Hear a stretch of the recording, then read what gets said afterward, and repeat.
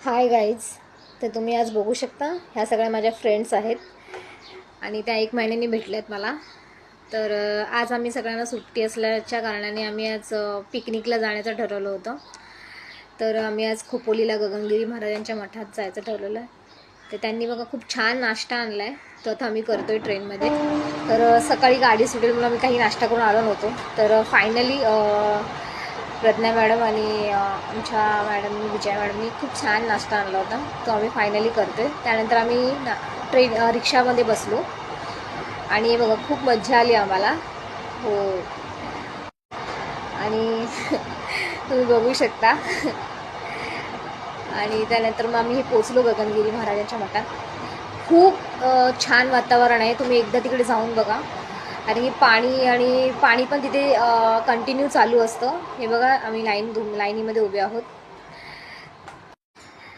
हे बघा, पाणी खूप छान आहे तिथे, असं वाहतं पाणी आहे. त्यानंतर आम्हाला भूक लागली होती, तर 3चा टाईम होता जेवणाचा तिकडे, आणि अप्रतिम जेवण होतं तिथे, खूप छान जेवण होतं. पण ह्या आमच्या प्रज्ञा मॅडम खूप त्यांना भूक लागली होती म्हणून ते हे करतायत. तर हे बघा, आम्ही लाईनीत उभे आहोत आणि ही जेवणाची लाईन आहे सगळी.